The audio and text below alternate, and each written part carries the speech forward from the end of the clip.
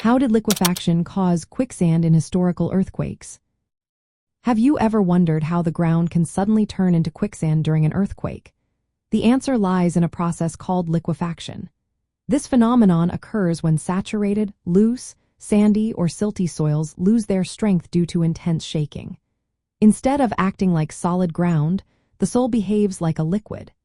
This transformation can create dangerous quicksand conditions, where the ground can no longer support structures or people. So how does this happen? It all starts with water trapped in the spaces between soil particles. Under normal conditions, these particles are held together by friction and the pressure of the water in those spaces. However, during a strong earthquake, the shaking agitates the soil particles. This agitation increases the pressure of the water between them, known as pore water pressure. If this pressure becomes too high, it can counteract the forces that keep the soil particles together. As a result, the soil loses its cohesion and stiffness, essentially turning into a slurry that flows like a liquid. Historical earthquakes provide clear examples of this process. Take the 1692 Port Royal earthquake in Jamaica, for instance.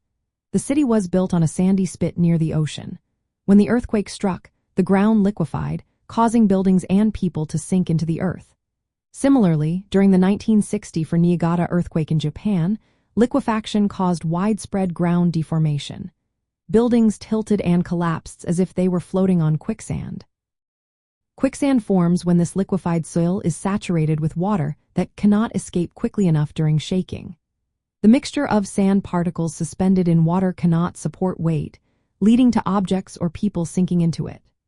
During an earthquake, the upward movement of water and liquefied sand can also create surface features like sand boils or sand volcanoes, where pressurized sand and water erupt onto the surface. From a disaster perspective, liquefaction-induced quicksand poses a major hazard. It undermines the stability of the ground beneath buildings, roads, and other infrastructure. This can lead to sudden ground failure, the collapse of foundations, and even trapping people in sinking soil. The unpredictable nature of liquefaction during earthquakes makes it a significant factor in damage and casualties. In essence, liquefaction causes quicksand in historical earthquakes by shaking saturated sandy soils, increasing pore water pressure, and transforming solid ground into a fluid-like state. This process can lead to ground failure and severe damage, illustrating the dangers of natural disasters like earthquakes and tsunamis.